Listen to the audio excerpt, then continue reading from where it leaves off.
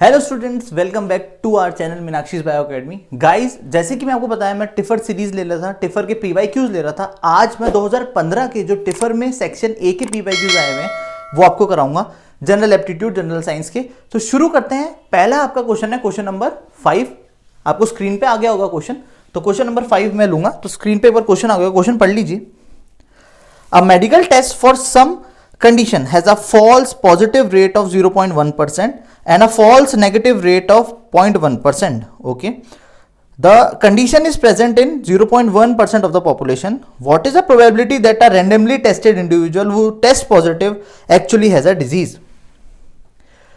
तो गाइस देखिए, पहले मैं इस क्वेश्चन का कंसेप्ट बताता हूं। एक्चुअली इस क्वेश्चन में बोला है कि जो बंदा पॉजिटिव आया है, एक्चुअल में उसमें डिजीज आई है, वो उसकी प्रोबेबिलिटी आपको बतानी है। ऐसा भी तो हो सकता है कि बंदा पॉजिटिव आए बट डिजीज ना हो, क्योंकि इसमें आपको फॉल्स पॉजिटिव रेट और फॉल्स नेगेटिव रेट भी दी हुई है। ठीक है, तो आप दिमाग लगाइएगा गाइस। क्लास 12th में आप प्रोबेबिलिटी के चैप्टर में बेस थ्योरम पढ़ते हो। ये क्वेश्चन पूरा बेस थ्योरम पे है। मैं थोड़ा सा आपको बेस थ्योरम का हाईलाइट दे देता हूं। गाइस, बेस थ्योरम कहती है that probability of any event A with respect to B is equal to probability of event B with respect to A multiplied by probability of event A whole divided by probability of B। Basically क्या बोला जाता है guys, मैं आपको एक बार थोड़ा सा describe कर देता हूं यहाँ पे, हल्का सा, ज्यादा टाइम नहीं लूंगा। Guys, probability of A upon B का मतलब होता है that probability of event A if B is true. मतलब क्या है, पहले बी इवेंट ट्रू होगा तब जाके हम ए की प्रोबेबिलिटी निकालेंगे। ठीक है, और जब भी हम लिखते हैं probability of B upon A, इसका मतलब होता है probability of B if A is true. तो आपको मतलब समझ में आया? तो जब भी हम ए अपॉन बी की प्रोबेबिलिटी निकालना चाहते हैं तो पहले हमें पता होना चाहिए कि बी ट्रू है, तब जाके हम ए की प्रोबेबिलिटी निकालेंगे। और जब बी अपॉन ए की प्रोबेबिलिटी निकालनी है, इसका मतलब है कि ए ट्रू है, देन हम बी की प्रोबेबिलिटी निकालेंगे। तो ये कंडीशन होती है आपकी बेस थ्योरम में। तो वही पे ये बेस्ड है। बेसिकली आपको बोला गया है बेस थ्योरम पे, अगर आप बेस थ्योरम के हिसाब से देखते हो तो आपको बोला गया है कि आपको प्रोबेबिलिटी निकालनी है वो बंदे जो डिजीज वाले हैं बट वो पॉजिटिव आए हैं। आपको बोला है कि जो बंदे असल में पॉजिटिव आए हैं उन्हें डिजीज है, तो आपको पता है, उन्होंने बोल दिया है कि ट्रू है कि पॉजिटिव है। आपको डिजीज की प्रोबेबिलिटी निकालनी है कि कितने इंडिविजुअल, कितने पॉपुलेशन में से कितने इंडिविजुअल सच में डिजीज वाले हैं। तो इसका आपका फॉर्मूला हम लिख देता हूं, प्रोबेबिलिटी ऑफ पॉजिटिव। ये तो मैं चलो बाद में लिख दूंगा, कोई दिक्कत नहीं है। तो आपको ये वाला निकालना है। तो बेसिकली किस पे बेस्ड है ये? बेस थ्योरम पे। तो याद रखिएगा। तो शुरू करते हैं गाइस अब इस क्वेश्चन को।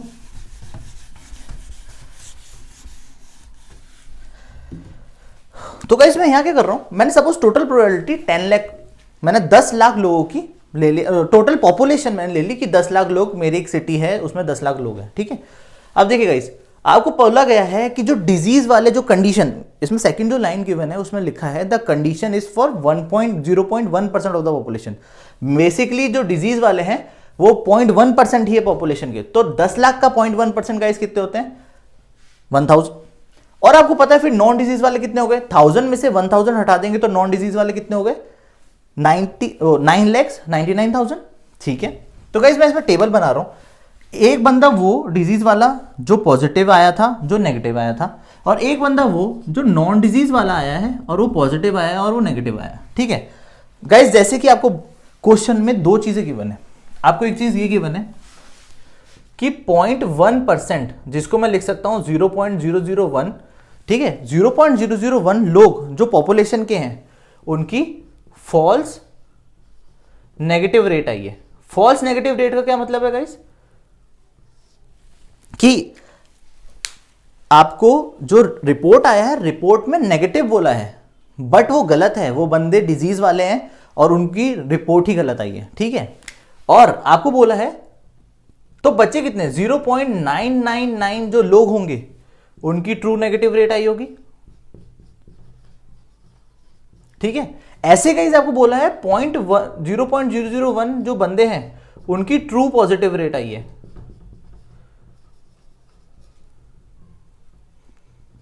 फॉल्स पॉजिटिव रेट आई है।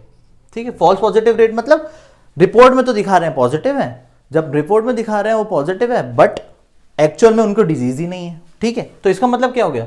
0.009 बंदे वो हैं जिनकी ट्रू पॉजिटिव रेट आई है। 0.009 क्यों, 0.999 बंदे वो होंगे जिनकी ट्रू पॉजिटिव रेट आई है। तो इससे हमें क्या सीखने को मिलता है, इससे हमें सीखने को मिलता है कि अब जब मैं ये टेबल बनाऊंगा ये सब मैं काउंट लूंगा, इनको इंक्लूड करूंगा मैं टेबल में। गाइस जो डिजीज वाले बंदे आपको बताया वो 1000 है। इन 1000 में से कुछ बंदों की ट्रू नेगेटिव रेट आई होगी और कुछ बंदों की ट्रू पॉजिटिव रेट आई होगी। तो मुझे तो पॉजिटिव रेट और नेगेटिव रेट से मतलब है और उनकी ट्रू होने से मतलब है, मुझे उनके फॉल्स होने से मतलब ही नहीं है, तो मुझे उनके ट्रू होने से मतलब है। तो गाइस इधर देखिए, अगर मैं डिजीज वालों की बात करता हूं और उनकी पॉजिटिव रेट की बात करता हूं तो आपको पता है 0.999 पूरे पॉपुलेशन के 0.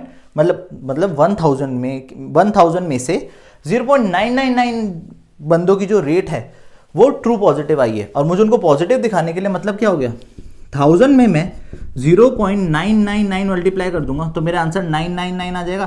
तो मतलब 999 वो बंदे हैं जो पॉजिटिव भी हैं और उनके डिजीज भी आई है।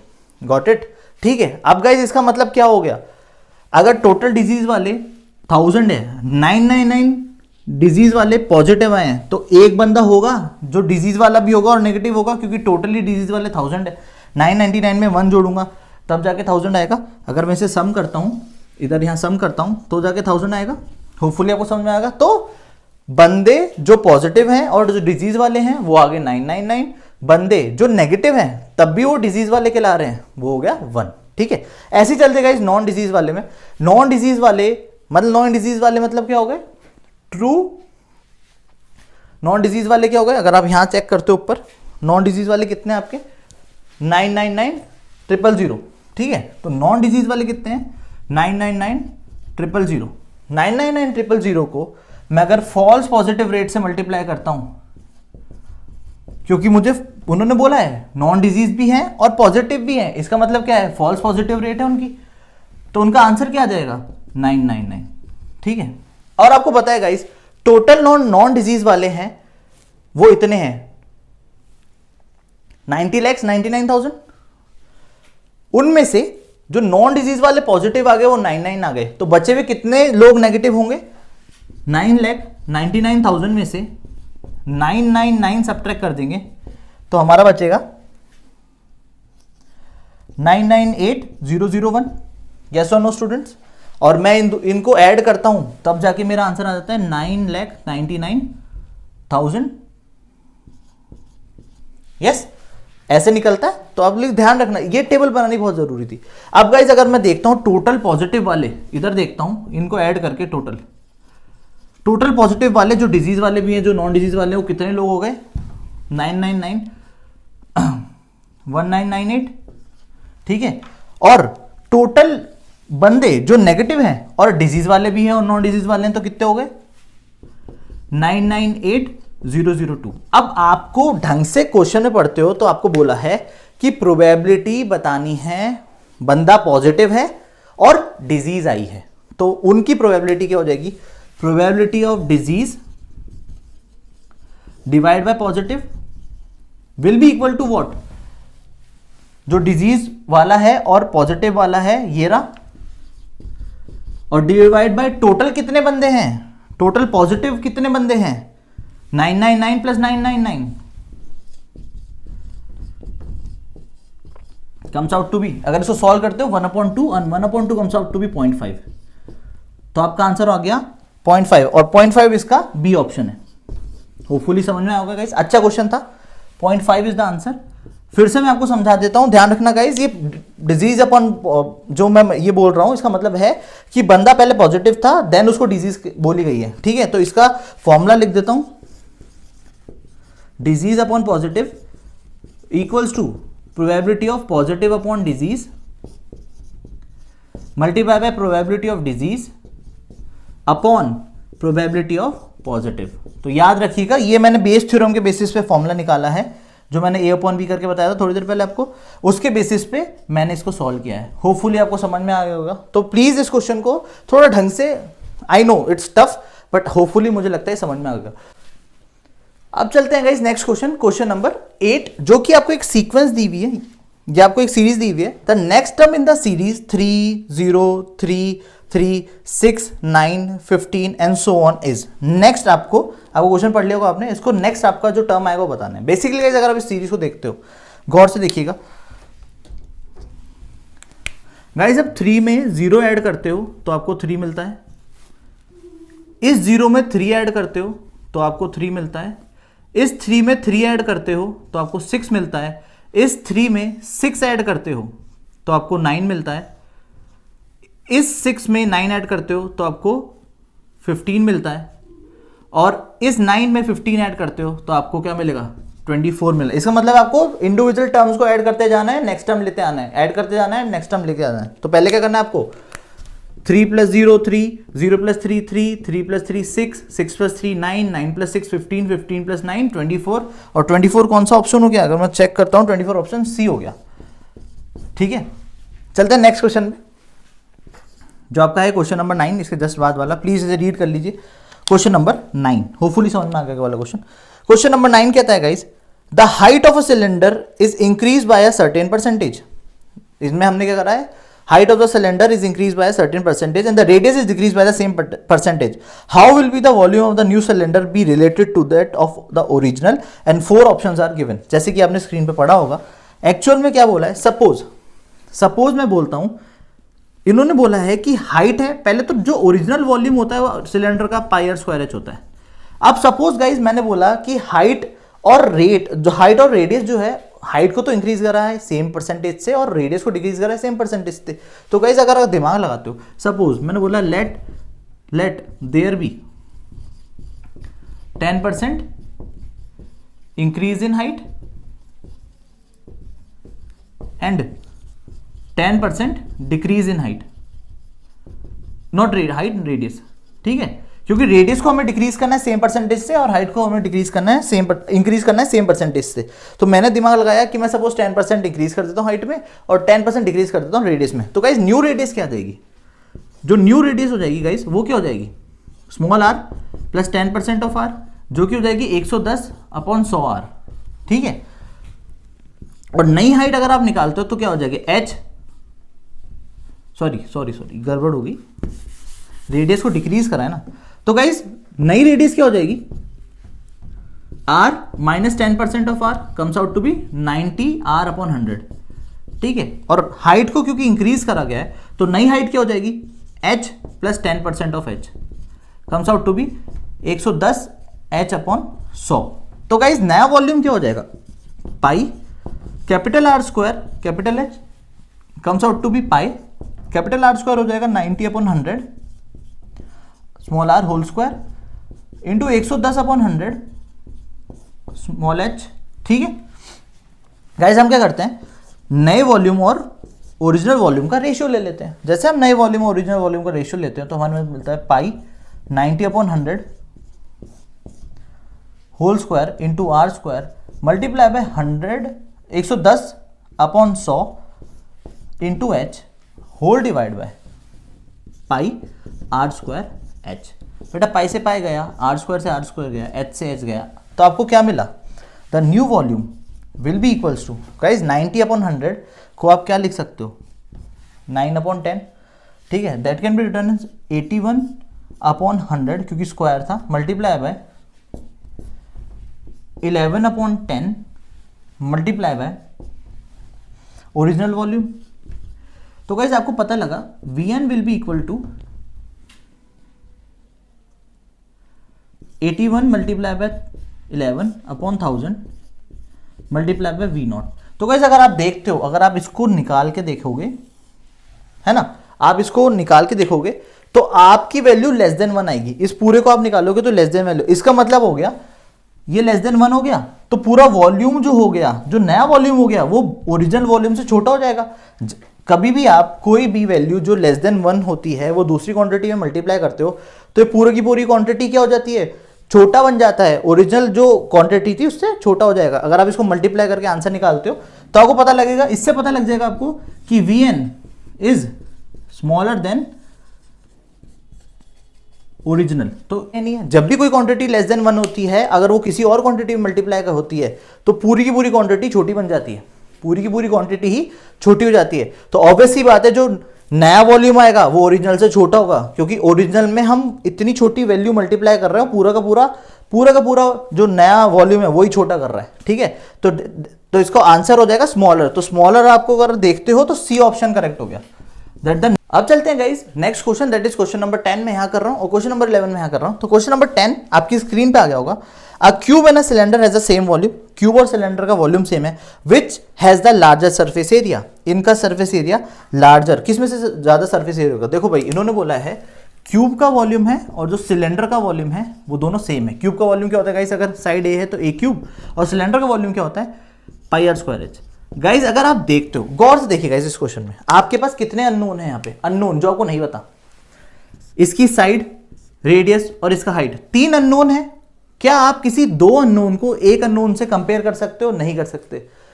आपने इक्वेशंस करी है, इक्वेशंस में तो गाइस अगर आप सरफेस एरिया की तरफ जाओगे, ना आपको ए की वैल्यू पता, ना आपको आर की वैल्यू पता, ना आपको एच की वैल्यू पता, तो आप कैसे कंपेयर कर सकते हो इनके सरफेस एरिया में, जब अननोन सी आपके पास 3 है और इनकी वैल्यू ही नहीं पता, आपको कोई रिलेशन ही नहीं पता इनके पीछे, you can't compare the surface areas. तो गाइस ध्यान रखिएगा, अगर इन्होंने बोला है इनका जो वॉल्यूम सेम है, तो सेम होने से ये नहीं है कि आप ए और आर और एच की वैल्यू निकाल लोगे, ठीक है। ना आपको ए की वैल्यू पता है, ना आर की वैल्यू पता है, ना एच की वैल्यू पता है, तो आप सरफेस एरिया कैसे कंपेयर करोगे। इसका आंसर हो जाएगा D, can not be determined. जो लास्ट ऑप्शन आपको गिवन है can not be determined, CBD that is can not be determined. चलते हैं गाइस क्वेश्चन नंबर 11 पे। क्वेश्चन नंबर 11 आपकी स्क्रीन पे आ गया होगा। क्वेश्चन नंबर 11 में आपको बोला है you are given 3 bricks each measuring 5 inch multiplied by 4.5 inch multiplied by 3 inches. How many different heights can you build up using all 3 of them? तो गाइस जैसे क्वेश्चन नंबर 11 की बात है, 11 में आपको बोला है 5 inches multiply by 4.5 inches multiply by 3 inches की actually length multiply by head multiply by length multiply by breadth multiply by height के फॉर्म में आपको ब्रिक दी हुई और 3 ब्रिक्स दी हुई है। तो आप कितनी अलग अलग तरह की हाइट बना सकते हो उसमें से, मतलब ऑब्वियसली बात है आपको हाइट्स बतानी है कि अलग अलग तरीके की कितनी हाइट्स बनाओगे, उनको एक के ऊपर रख के, एक के ऊपर एक रखते हो तो हाइट्स कितनी बनेगी, ठीक है। तो गाइस आपको देख सकते हो, मैं इसको डायरेक्ट, आप डायरेक्ट करो ज़्यादा अच्छा है। अगर आप देख सकते हो तो 5 इंचेस के ऊपर सीधा 5 इंचेस रख सकता हूँ ना भाई। पहली ब्रिक की 5 इंच, फिर दूसरी ब्रिक की 5, फिर तीसरी ब्रिक की 5, ऐसे ही 4.5 प्लस 4.5 प्लस 4.5, पहले ब्रिक की 4.5, दूसरे ब्रिक एंड सो ऑन। मैं पैटर्न बना रहा हूं, ठीक है। हो सके तो 3 प्लस 3 प्लस 3 भी कर सकता हूं। हो सके तो गाइस 5 प्लस 3 प्लस 3 भी कर सकता हूं। हो सके 4.5 प्लस 3 प्लस 3 भी कर सकता हूं, और हो सके तो 3 प्लस 5 प्लस 5 कर सकता हूं, और हो सके तो 3 प्लस 4.5 प्लस 4.5 कर सकता हूं। बेसिकली मैं पैटर्न बना रहा हूं कि मुझे भाई मेरी मर्जी मैं ब्रिक कैसे भी रखूं, मैं कौन सी हाइट चूज कर लूं, है ना। इन्होंने बोला थोड़ी ना, अब उन्होंने डिफरेंट कितनी भी हाइट्स आप बना दो, तो हाइट के लिए आपको पैटर्न बनाने होंगे। 5 5 5 की रख लो एक साथ, मतलब हाइट 5 हाइट फिर 5 हाइट फिर 5 हाइट, समझ गए। तो ऐसे कर करके तो 1 2 3 4 5 6 7 और बना लो। अब 4.5 और 5 को ले लो, 4.5 प्लस 5 ले लो, 5 प्लस 4.5 प्लस 4.5 ले लो, और last but not the least जो गिवन है वो ले लो, 5 प्लस 4.5 प्लस 3। इस तरीके से, तो इस तरीके से आप गिनोगे तो ये पैटर्न पूरा बिल्कुल सही है, एग्जैक्ट पैटर्न आप बना सकते हो। इतना इज़ा टफ नहीं था। अलग अलग हाइट्स ले लो, डिफरेंट हाइट्स की आप कितनी पैटर्न बना सकते हो, अरेंजमेंट कर सकते हो, वो लिखा गया है बेटा। 1 अरेंजमेंट, 2 अरेंजमेंट, 3 अरेंजमेंट, 4 5 6 7 8 9 10, तो टोटल आप 10 अरेंजमेंट बना सकते हो, ध्यान रखना। तो कितने अरेंजमेंट हो गए इन टोटल? टोटल होगा 10 अरेंजमेंट्स, और 10 जो है वो आपका सी ऑप्शन है इसका। चलो जी बढ़िया, सिंपल था ये वाला क्वेश्चन, ऐसे कोई हार्ड नहीं था। वो लगता है आप करना चाहो परम्यूटेशन कॉम्बिनेशन भी कर सकते हो, बट आप डायरेक्टली कर लोगे तो फटाफट आंसर आ जाएगा आपका, ठीक है। चलते guys next question, that is question number 13। Question number 13 screen पे आ गया, जल्दी पढ़िए। बोला गया है vessel A has the liquids x and y in the ratio x:y equals to 8:7। Vessel B has holds a mixture of x:y in the ratio that is 5:9। What ratio should you mix the liquids in both the vessels if you need the mixture to be x:y equals to 1:1 mix पूरा जो mixture है, एक x liquid है एक y liquid है, उसका mixture को आपको 1:1 में करना है। उनको ऐसे कुछ मिक्स करो कि 1:1 का रेशियो है, ठीक है गाइस। चलो तो गाइस ये वेसल ए है, ये वेसल बी है ना।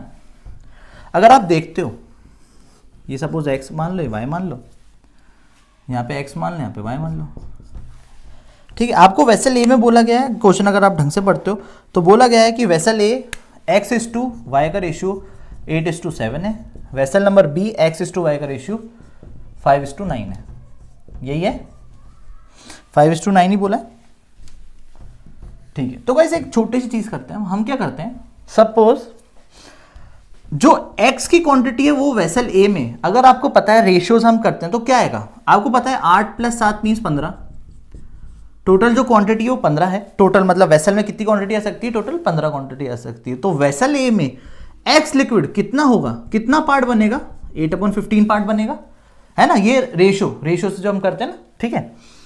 वेसल ए में y की क्वांटिटी कितनी हो जाएगी गाइस, 7/15। y जो लिक्विड है उसकी क्वांटिटी कितना पार्ट बनाएगा, 7/15। ऐसे इधर आ जाओ, वेसल बी की बात करते हैं guys, 5 + 9 comes out to be 14। तो x लिक्विड वेसल बी में कितना पार्ट बनाता है, 5/14, ठीक है। ऐसे ही y लिक्विड बी में कितना पार्ट बनाता है, 9/14। ये तो रेशियो है, सिंपल है ना। पार्ट निकालने थे, हमने पार्ट्स निकाल दिए। अब गाइस सपोज मैं मिक्स करता हूं दोनों में x:y मैं रेशियो का मिक्सचर में मिक्स करता हूं। Suppose let x/y be the ratio of both liquids to be mixed, ठीक है। मतलब दोनों लिक्विड का कितना रेशियो आपको मिक्स करना पड़ेगा जो आप 1:1 में कंपेयर कर दोगे। तो गाइस अगर आप देखते हो तो आपकी पहली इक्वेशन बनेगी मैं x जो लिक्विड मिला रहा हूं वो x में मिलाऊंगा, x into XA plus y into XB, क्योंकि मैं दोनों में x मतलब जो x लिक्विड है उसमें भी x:y का रेशियो मिलाऊंगा, और जो आपका y लिक्विड है उसमें भी x:y रेशियो नया मिला रहा हूं, मतलब मैं उसमें और मिलाऊंगा, मिक्स करूंगा, तब जाके मुझे 1:1 रेशियो मिलेगा। तो x into XP plus y into x into YA plus y into YB equals to 1:1। अब रेशियो 1:1 आएगा, इन्होंने ऐसे बोला है। मैंने क्या करा है, गौर से देखिएगा, पहले मैंने इंडिविजुअल वो निकाल लिया कि कितनी क्वांटिटी ए में x की है, कितनी क्वांटिटी ए में y की है, कितनी क्वांटिटी है ना b में x की है, और कितनी क्वांटिटी b में y की है। अब मैंने क्या करा, जो x वाला पार्ट है ना, दोनों में जो x वाला पार्ट है दोनों में मैंने x:y रेशियो मिला दिया, इसमें भी x:y मिला दिया, इसमें भी x:y मिला दिया, जिससे मैं 1:1 बोथ द वेसल्स में बोला है ना, x a में भी मिलाना है b में भी मिलाना है, तो मैंने x:y a में मिला दिया और x:y b में मिला दिया। तो जब x:y a में मिलाया तो मेरा हो गया xa प्लस yb, x और x को मिला के दोनों की x कितनी हो जाएगी, ये हो जाएगा। और जब मैंने x इसमें भी मिला है तो xya प्लस yb मिला के कितना हो गया, 1:1 रेशियो निकला। अब गाइस देखो, इसको आप सॉल्व करते हो, xa की वैल्यू क्या है 8/15x, xb की वैल्यू क्या है 5/14, ठीक है, होल डिवाइड बाय, अगर आप यहां निकालते हो x into 7/15 plus y into 9/14 equal to 1 guys, ठीक है। हम क्या उधर शिफ्ट कर देते हैं इसे, तो आपको क्या मिलता है, अगर मैं डायरेक्टली इसका वो करता हूं तो ऊपर वाले का एलसीएम हो जाएगा 210, यहां वाले का भी एलसीएम हो जाएगा 210, ठीक है। यहां क्या मिलेगा 112x प्लस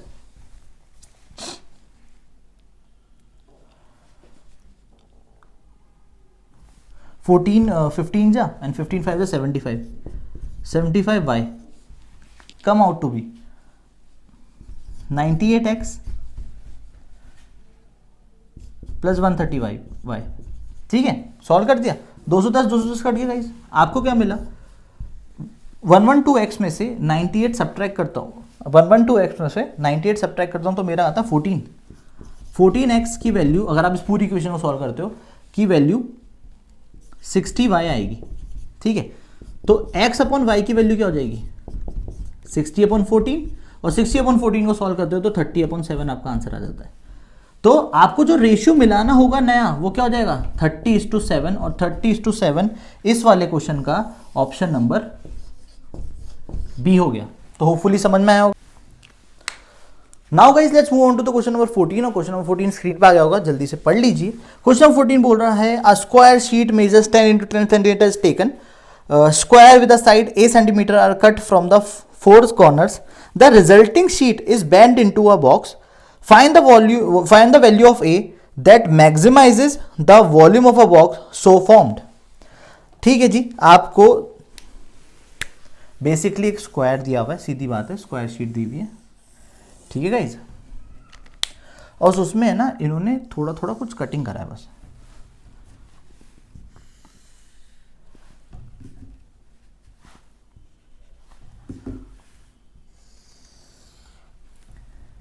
थोड़ी इन्होंने कटिंग कर दी है अपनी मर्जी से, ठीक है, कोई दिक्कत नहीं।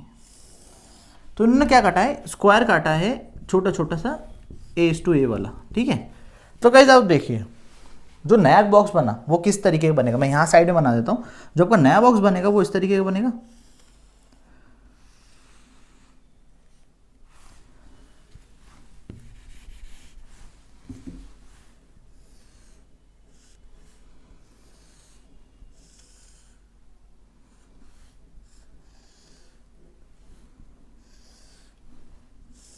ये आपका नया बॉक्स बना। तो गाइज अगर नए बॉक्स का मैं लेंथ देखता हूँ तो ये 10 है, ये आपको पूरा 10 था, आपको पता है, यहाँ से यहाँ तक भी 10 है और यहाँ से यहाँ तक भी 10 गिवन है, ठीक है। तो अगर 10 में से ये वाला पार्ट और ये वाला पार्ट हटा दूँ तो बीच में 10 - 2a बचेगा। तो ये कितना बचा 10 - 2a, जो कि लेंथ हो जाएगी अब हमारे जो नया बॉक्स जो हम जिसका वॉल्यूम निकालना है, ठीक है। और ऐसे ही इसकी ब्रेथ देखोगे तो 10 - 2a इसकी ब्रेथ हो जाएगी। ये जो बचा वाला पार्ट है यहाँ से यहाँ तक कितना हो जाएगा 10 - 2a, क्योंकि 10 में से a यहाँ से हट चुका है और a यहाँ से हट चुका है, ठीक है। तो 10 - 2a, a + a 2a, total 10 में से ही हटा देंगे 10 - 2a। तो गाइज और हाइट एग्जैक्ट आपकी a ही रह गई। अगर आप हाइट देखते हो वो a ही रह गई बॉक्स की। तो वॉल्यूम क्या हो गया, आपको लेंथ आ गई 10 - 2a, ब्रेथ आ गई 10 - 2a, हाइट आ गई a। तो वॉल्यूम क्या हो गया guys 10 - 2a that is your length, multiply by 10 - 2a that is your breadth, multiply by a। अब इसको सॉल्व करते हो तो आपको क्या मिलता है 10 - 2a का होल स्क्वायर मल्टीप्लाई बाय, और 10 - 2a का होल स्क्वायर करता है 100 + 4a स्क्वायर -40a, बाहर कर लो multiply by a, 100a + 4a cube -40a square comes out to be volume. ये आपका वॉल्यूम का फॉर्मूला बना, ठीक है। अब गाइस में बोला मैक्सिमाइज। गाइस जब भी आपको वॉल्यूम को मैक्सिमाइज करना है, किसी चीज को मैक्सिमाइज करना होता था, आप फिजिक्स में भी करते थे, फिजिक्स में भी करते होंगे और करते थे कि the volume should be differentiated with respect to the quantity A, dv/dA निकालेंगे और उसको इक्वल टू 0 पुट कर देंगे, ए की जो भी वैल्यू आएगी वो वॉल्यूम को मैक्सिमाइज कर देगी। तो हमेशा ध्यान रखना जब भी आप किसी चीज को मैक्सिमाइज करना चाहो, मैथमेटिक्स में फिजिक्स में भी करते हो, तो उसका डिफरेंशिएशन कर लो करो जो भी वेरिएबल गिवन है उसके साथ, और उसको इक्वल टू 0 कर दो करो। तो dv/dA means differentiation of the volume with respect to differentiation of this a।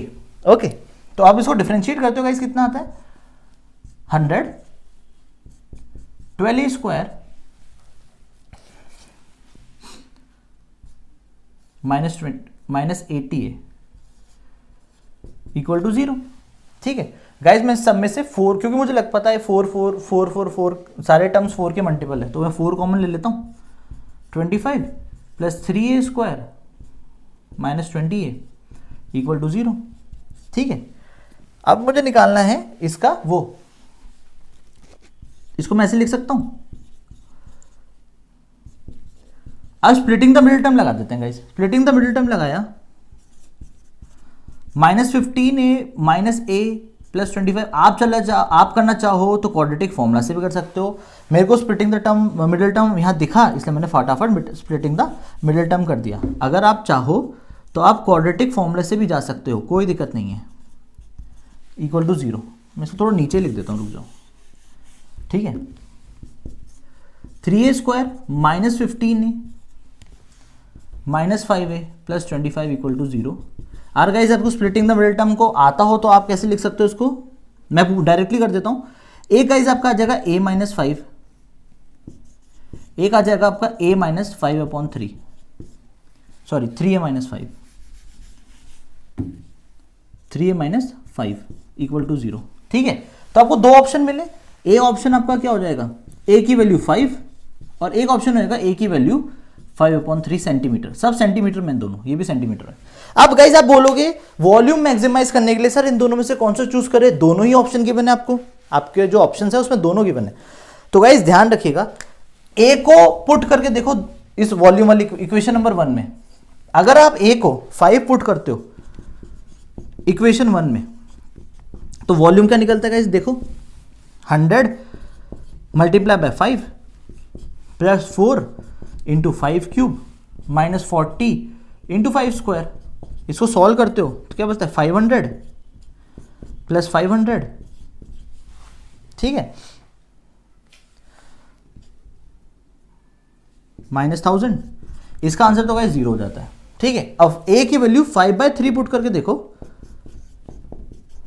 Equation 1 में, ठीक है, तो आपको क्या हो जाएगा, वॉल्यूम की वैल्यू क्या जाएगी 100 इंटू 5/3, ठीक है, 4 into 5 cube upon 3 cube minus 40 into 5 square upon 3 square, ठीक है। इसको सॉल्व कर लो, सॉल्व करोगे तो क्या आ जाएगा 500/3, वैसे आप सॉल्व खुद कर लीजिए बट ठीक है मैं करा देता हूँ। इसको जब 125 इंटू 4 500/27 माइनस 1000/9। आप इसका एलसीएम लेते हो 27, इसका एलसीएम आता है 4500, इसका आएगा 500, इसका आएगा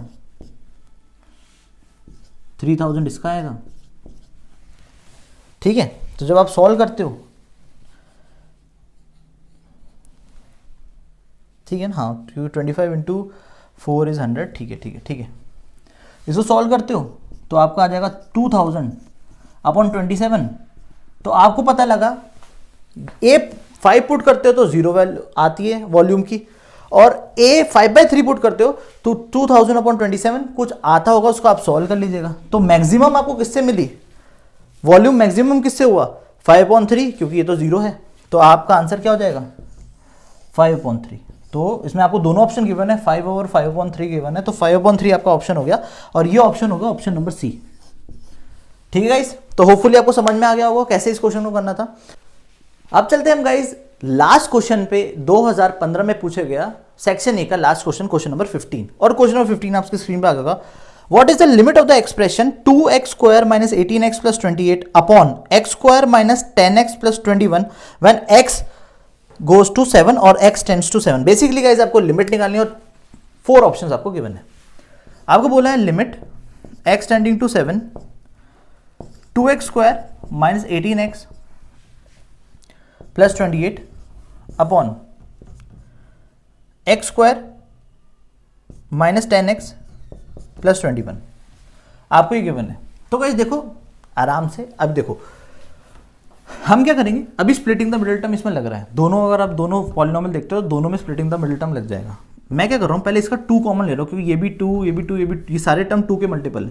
तो पहले ऊपर वाले न्यूमरेटर में से 2 कॉमन ले लिया, तो क्या बचा x² माइनस 9x प्लस 14, और नीचे क्या बचा x² माइनस 10x प्लस 21, ठीक है। 2 बाहर रखे रहने दो, लिमिट एक्सटेंडिंग टू 7। हम क्या करते हैं, इसको स्प्लिटिंग द मिडिल टर्म से स्प्लिट कर लेते हैं, क्या आ जाएगा x² minus 7x minus 2x plus 14, splitting the middle term लगाया होगा, इजी है splitting the middle term, 10th class में पढ़ा था। इसमें x² minus 7x minus 3x plus 21, दोनों में स्प्लिटिंग द मिडिल टर्म लगाते हैं और इसको आगे चलते हैं। तो हम क्या कर देते हैं, इसके फैक्टर्स में इसको चेंज कर देते हैं, न्यूमरेटर और डिनोमिनेटर को। ये हो जाएगा इस x माइनस 7 और एक हो जाएगा x माइनस 2, नीचे हो जाएगा इस एक हो जाएगा x माइनस 7 और एक हो जाएगा x minus 3। x minus 7 cancel out, इसको आप सॉल्व कर सकते हो 2। हम क्या करते हैं, अब लिमिट्स x इक्वल टू 7 दोनों में पुट कर देते हैं, तो 7 minus 2 upon 7 minus 3, 2 multiply by 5 upon 4, 2 to the 4 comes out to be 5 upon 2 and this is your answer. And which option is this guys? Option number A option आपका correct हो गया. Hopefully समझ में आया होगा गाइस. तो this was our last question of 2015 section A का. Hopefully guys जितने भी मैंने आपको क्वेश्चंस कराए आप देख सकते हो, इनमें से जितने भी मैंने आपके क्वेश्चंस कराए आपको समझ में आए होंगे, कोई दिक्कत नहीं आई होगी. तो अगर वीडियो पसंद आ रहा है तो लाइक करना है, अपने दोस्तों के साथ शेयर कर देना 2015 और कमेंट करके बताना अगर और जो बचे हुए ईयर्स हैं उनके भी आपको पेपर चाहिए. तो 2015 का पूरा हो गया है. लाइक कर दीजिएगा, कमेंट कर दीजिएगा, अपने दोस्तों के साथ शेयर कर दीजिएगा, सब्सक्राइब का बटन दबा दीजिएगा. Thank you so much. मिलते हैं नेक्स्ट वीडियो में. बाय.